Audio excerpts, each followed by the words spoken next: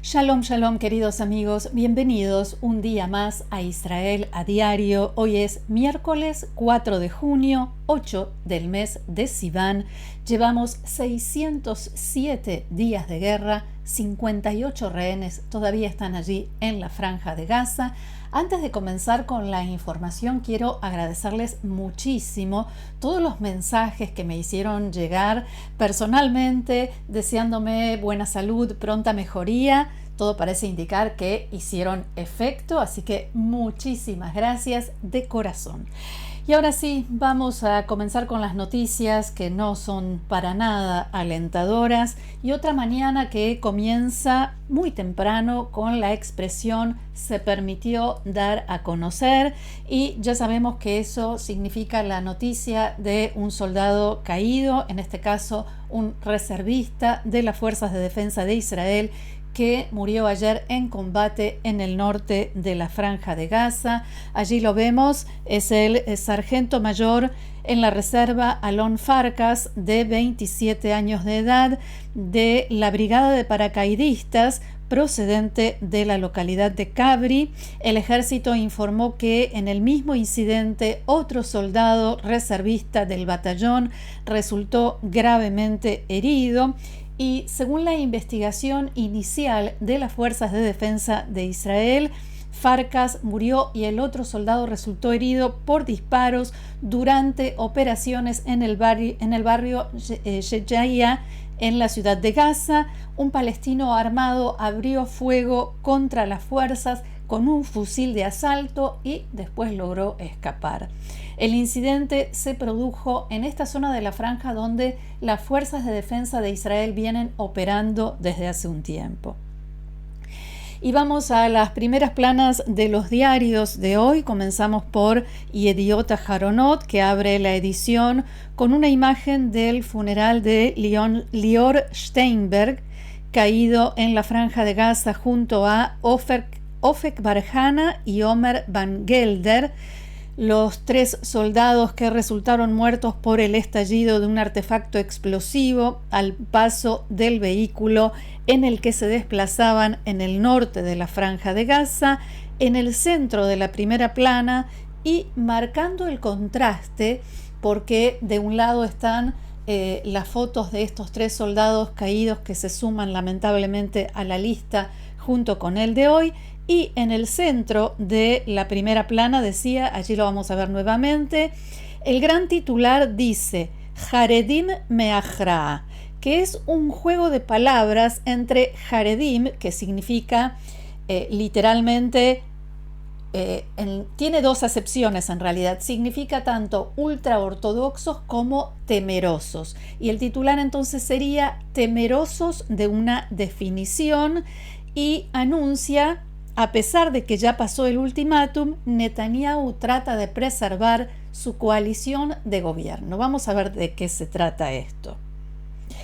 Los representantes de los partidos ultraortodoxos mantuvieron anoche hasta la medianoche una reunión con el titular del Comité de Asuntos Exteriores y Defensa en el Parlamento, Yuli Edelstein del Likud, para tratar de consensuar una versión de la nueva ley de servicio obligatorio en las Fuerzas de Defensa de Israel. Una ley que ya es conocida en Israel como la ley de no reclutamiento, que es lo que quieren los partidos ortodoxos. Fuentes del partido Yahadut Torah dijeron que la reunión fue un fracaso, y todo parece indicar que esto es así porque Edelstein no está dispuesto a hacer concesiones en la cuestión de las sanciones a desertores. O sea, no está dispuesto a que se promulgue una ley que diga todos deben alistarse, todos deben enrolarse al ejército cuando llegan a la edad de 18 años, pero a quienes no lo hagan no les pasará nada si son ortodoxos o ultraortodoxos.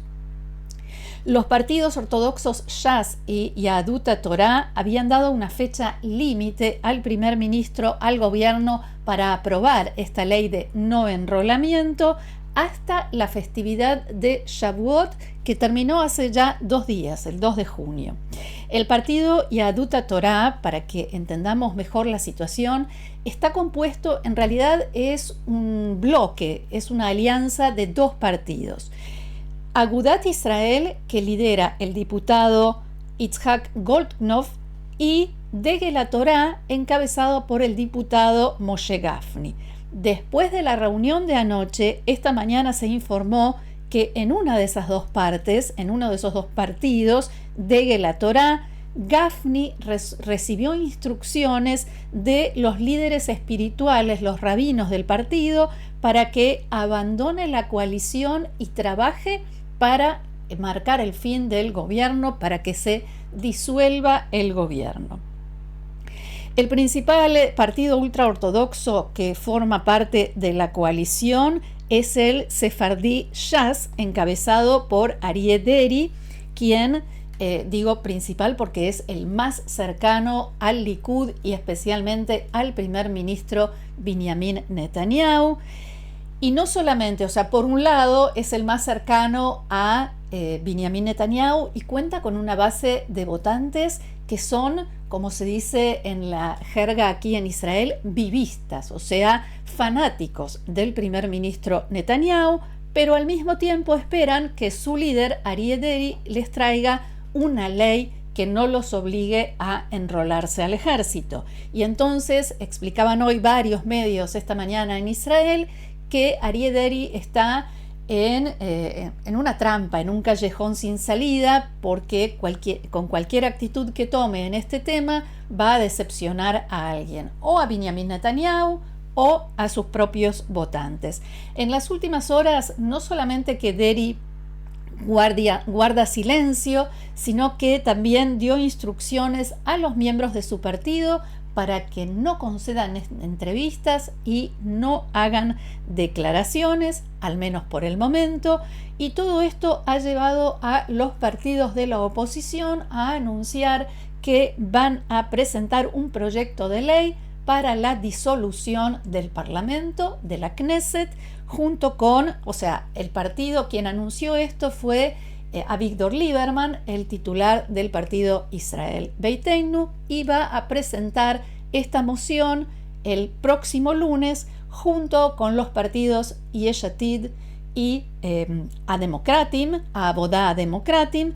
En declaraciones a Galei Tzahal, la radio del ejército de Israel, Avigdor Lieberman anunció que van a hacer esta presentación el lunes y que el proyecto de ley se va a votar el próximo miércoles. Y la posibilidad de que tengan o no mayoría en el Parlamento para aprobar este proyecto de ley depende de lo que decidan hacer los partidos ultraortodoxos. Mientras tanto, la oficina del primer ministro está tratando de convocar de coordinar, mejor dicho, una reunión de emergencia con los líderes de los partidos ortodoxos para hoy mismo. Hasta el momento no se dio a conocer que eso se haya logrado. Vamos a cambiar de tema porque nosotros ya sabemos qué significa este mapa. También anoche se registró el disparo de un misil balístico desde el Yemen de los hutíes, que cumplen la advertencia que hicieron. Mientras continúe la guerra en la Franja de Gaza, ellos siguen disparando y cada vez a un ritmo más intenso.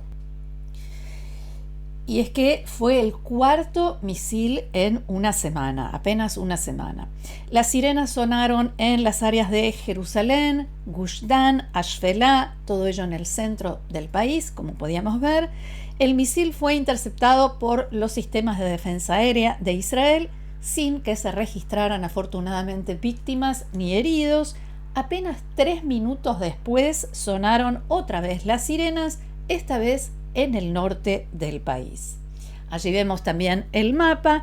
¿Por qué? Porque desde Siria fueron disparados 2 cohetes hacia el sur del Golán que cayeron en descampados, en terrenos no poblados. El lanzamiento fue realizado desde una aldea ubicada en el sur de Siria, en la provincia de Dara, donde las fuerzas de Tzal, las fuerzas de defensa de Israel, operaron varias veces en los últimos meses.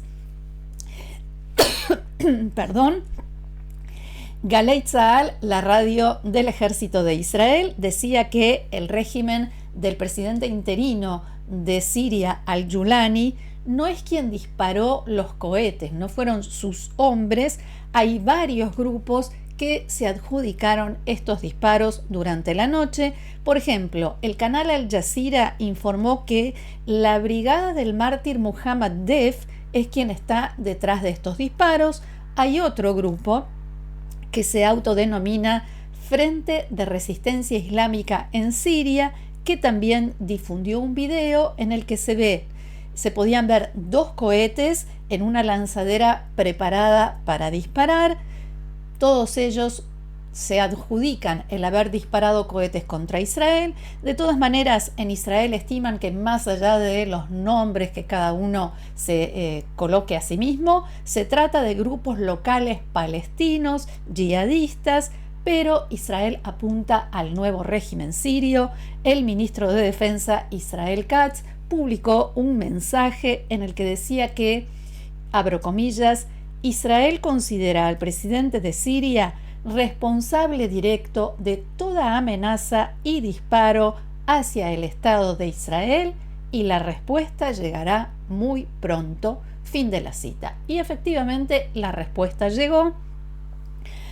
Durante la noche, la Fuerza Aérea Israelí llevó a cabo una serie de ataques contra objetivos del régimen sirio, del régimen de al-Yulani o Ashara. El Ministerio Sirio de Relaciones Exteriores emitió su propio comunicado en el que decía que Siria, que el nuevo gobierno sirio, no ha representado ni representará una amenaza para ninguna de las partes en la región y que está trabajando para contener a los factores armados no estatales en el sur de Siria. El gobierno sirio también condenó el contraataque israelí y dijo que este contraataque causó grandes pérdidas humanas y materiales y violó la soberanía de Siria en un momento en que más necesitamos soluciones pacíficas y serenas. Nuevamente, fin de la cita. De todos modos, señalaban en Galei Tzahal que los disparos se realizaron desde un lugar ubicado a unos 12 kilómetros de la frontera con Israel, una zona en la que las fuerzas de defensa de Israel operaron varias veces durante los últimos meses, donde entraron, confiscaron armas y operaron contra la infraestructura terrorista. Desde allí fueron disparados estos 2 cohetes, el primer ataque desde Siria contra Israel desde la caída del régimen de Bashar al-Assad. Seguimos adelante, porque el diario Maariv informa hoy que en las últimas semanas Estados Unidos retiró unos 500 soldados de Siria, cerró 2 bases militares y transfirió una base más a las fuerzas democráticas sirias, lideradas por los kurdos, como parte de la nueva política estadounidense en la región. Esta retirada, dice el diario, refleja un amplio cambio estratégico en el enfoque de Estados Unidos en Siria después de la caída del régimen de Bashar al-Assad y a medida que se afianza y se fortalece el nuevo régimen encabezado por Ahmad al-Shara.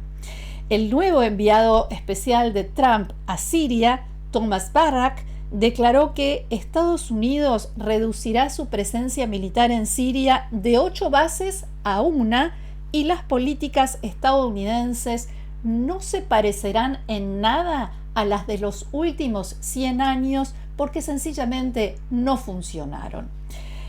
Barak fue nombrado enviado especial a Siria por el presidente Donald Trump el mes pasado, poco después de que Trump anunciara su decisión de levantar las sanciones económicas que pesaban sobre Siria bajo el régimen de Bashar al-Assad.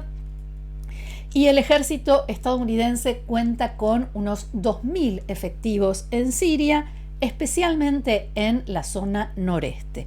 Habrá que ver cómo compagina esta nueva política de buenas relaciones con el régimen de Siria, con el gobierno de Siria, con sus excelentes relaciones con Turquía, tal como lo dijo Donald Trump en varias declaraciones, incluso cuando el primer ministro israelí Netanyahu visitó la Casa Blanca. Decía, ¿cómo compagina todo esto Estados Unidos? ¿Hasta dónde dejará Estados Unidos el campo libre al presidente de Turquía, Recep Tayyip Erdogan?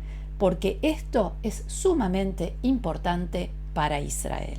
Y de Siria nos vamos a Irán.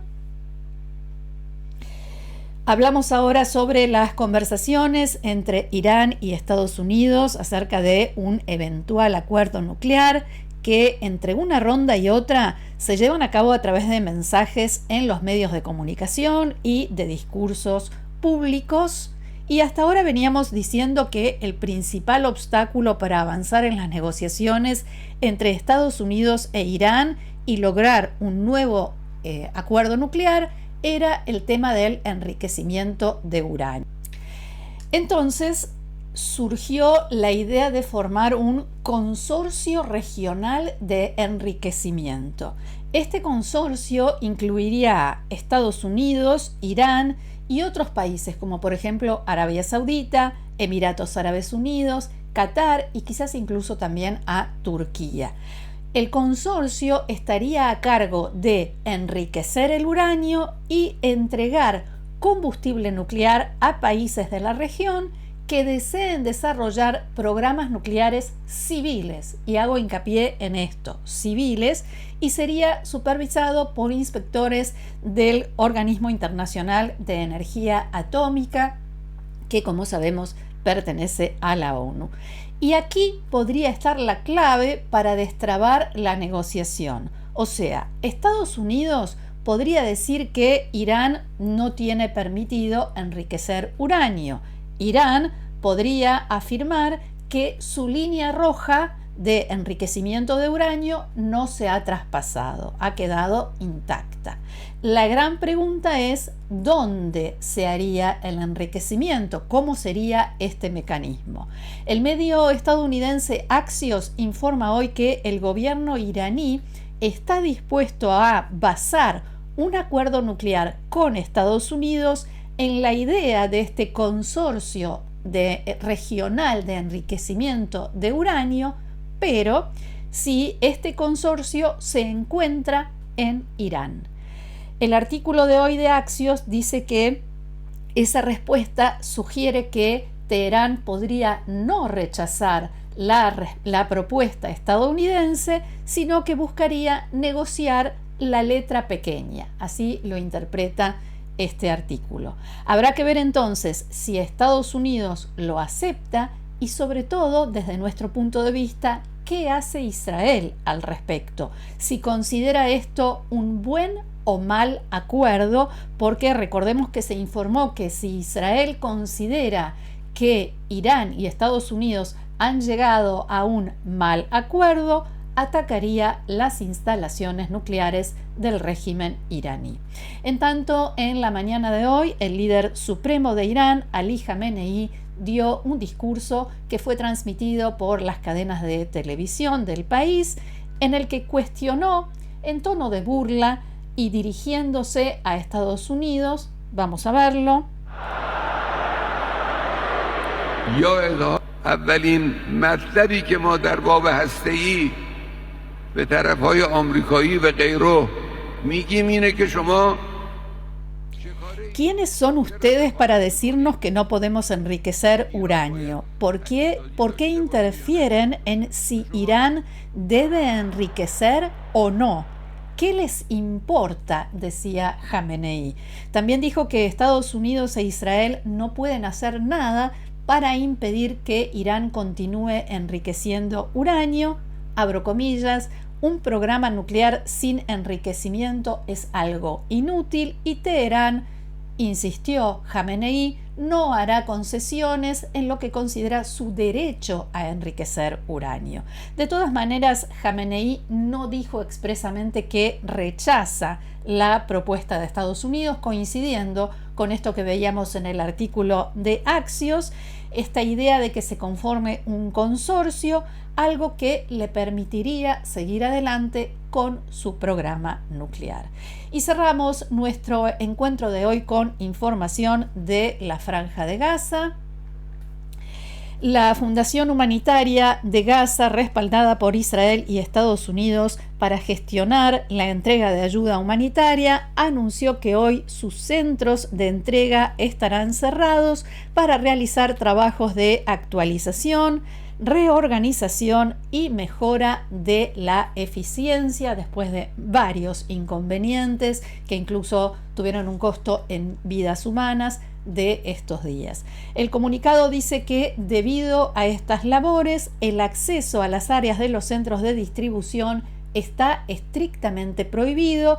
También el portavoz en árabe de las Fuerzas de Defensa de Israel, Avichai Edrei, difundió un comunicado sobre este tema en el que avisaba a los gazatíes que está prohibido circular por las carreteras que conducen a los centros de distribución, que son consideradas zonas de combate. En otro orden, la organización Fundación Humanitaria de Gaza también anunció que ha nombrado como su nuevo presidente al empresario Johnny Moore, cristiano evangélico muy cercano al presidente estadounidense Donald Trump.